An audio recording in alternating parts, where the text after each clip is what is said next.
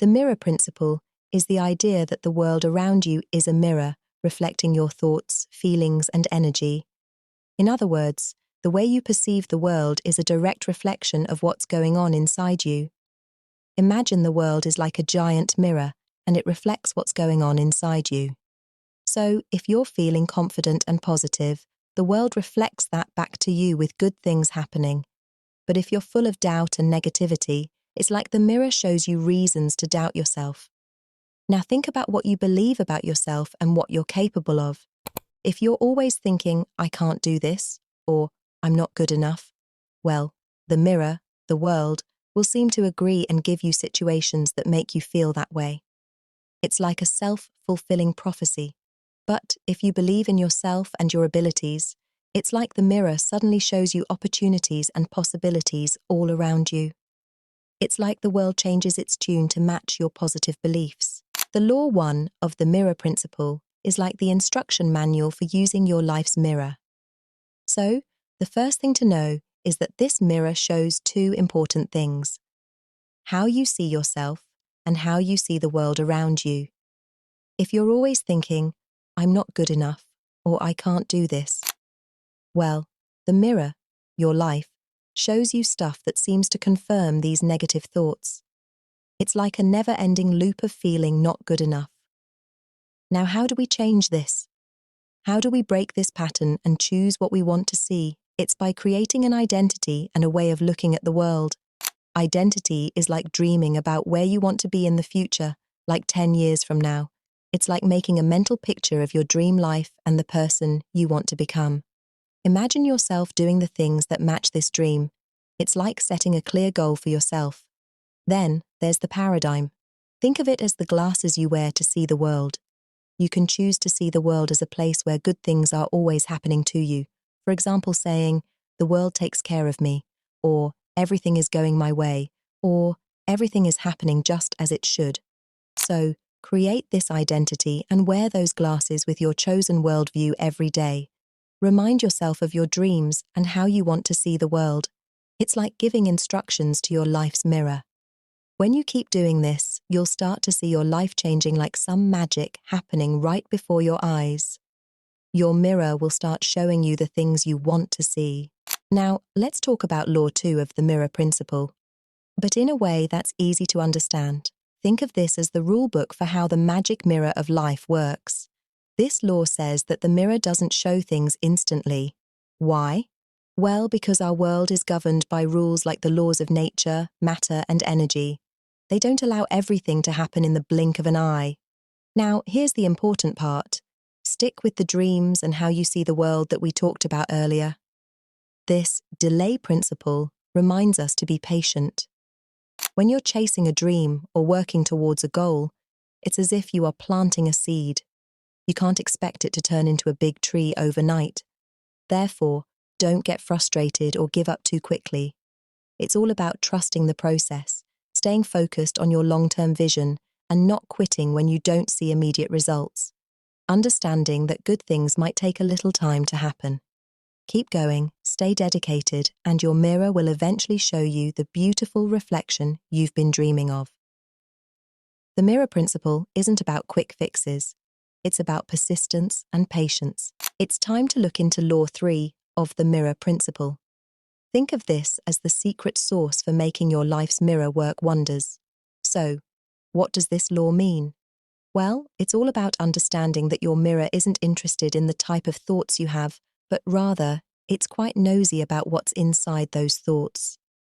Let me give you an example. You know those times when you're feeling dissatisfied and start complaining about things you hate? Maybe it's that annoying person at work or those never-ending bills. The mirror doesn't pick up on your hatred. Instead, it hones in on the things you're hating on. If you're upset with someone, you might end up having to deal with them more often.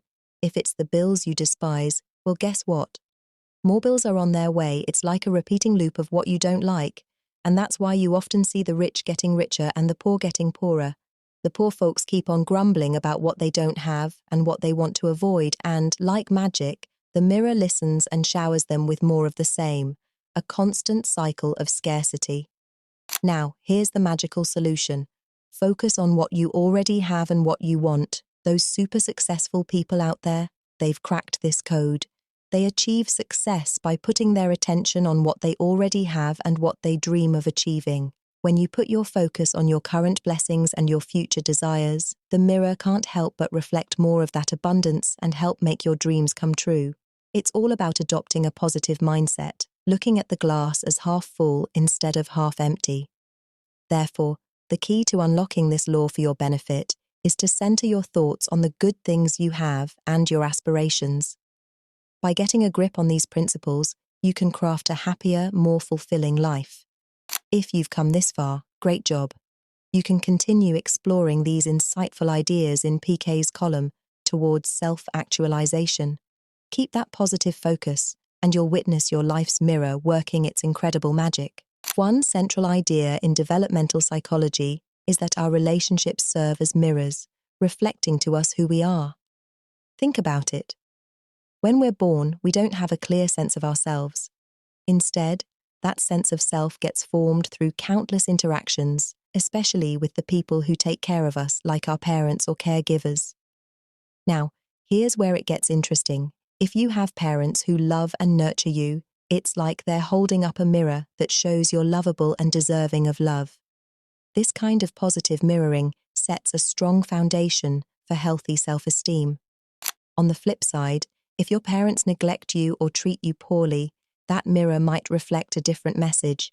You might grow up finding it hard to accept love and may struggle with low self-esteem. You know those times when parents or caregivers say things like, "You're such a good boy," or "Look how big you've become." Those simple statements are more powerful than you might think. They act as mirrors that reinforce a positive self-image, especially during childhood when the brain is highly adaptable and impressionable. Now, shifting gears a bit, let's talk about high-achieving perfectionists. You might know a few of these folks. They're the ones who aim for nothing but perfection in everything they do. They often achieve a lot, but it comes at a cost: stress and self-criticism. So where does this perfectionism come from? Well, quite often, it's rooted in their childhood experiences. As a child, they received heaps of attention and praise for their achievements in school and other activities. When they did great, they were celebrated. But when they didn't meet those high standards, they might not have received much support or encouragement. This creates a kind of mirroring effect. They start to associate their self-worth with their performance. It's like conditional praise becomes a mirror that leads to conditional self-acceptance. Now let's bring these ideas into the workplace. Think about the relationships between managers and employees. You've probably heard about the statistics showing that many employees aren't very engaged in their work. Well, what's being mirrored to them by their managers can play a big role in that. Imagine a manager who doesn't spend much time with their employees, focuses on pointing out mistakes, and doesn't seem committed to their growth. What kind of mirror is that creating? It reflects frustration and negativity, and those are the feelings that employees might start to internalize. That's why organizational culture is such a big deal. It defines the kind of mirroring that goes on among its members. If it's a culture that reflects frustration and negativity, that's what employees will start feeling and expressing. Now, think about counseling and psychotherapy. These are like supercharged mirrors for people who find themselves stuck in negativity. A good helping relationship provides fresh, positive mirrors to those who have been dealing with negative ones for a long time. So, a good therapist becomes a good mirror. Instead of rejection or criticism, they reflect acceptance and support. This kind of mirroring helps people start to value themselves more and build a healthier self-image. So, in a nutshell, these ideas show how our relationships, whether with our parents, at work, or in counseling, can act as powerful mirrors that shape how we see ourselves and the world. It's a fascinating concept that highlights the impact of our early experiences and the ongoing relationships we have on our self-esteem and overall well-being. In conclusion, the concept of relationships acting as mirrors is a powerful and thought-provoking idea that offers profound insights into human development and well-being. From our earliest interactions with caregivers, we learn to see ourselves through the reflections of their love and nurturing, or the lack thereof. These early mirrors set the stage for our self-esteem, impacting how we perceive ourselves and how we engage with the world. Furthermore, the link between these early experiences and the development of high-achieving perfectionists highlights the enduring influence of childhood mirroring. The pursuit of perfectionism, often driven by the need for external validation, can lead to remarkable achievements, but also to heightened stress and self-criticism. In the workplace, we see how relationships between managers and employees can serve as mirrors, affecting employee engagement and well-being. A culture that promotes positive mirroring can lead to a more motivated and fulfilled workforce, while a negative culture may result in disengagement and frustration. We hope that you like this video. Don't forget to subscribe to the channel and leave a comment. See you next time.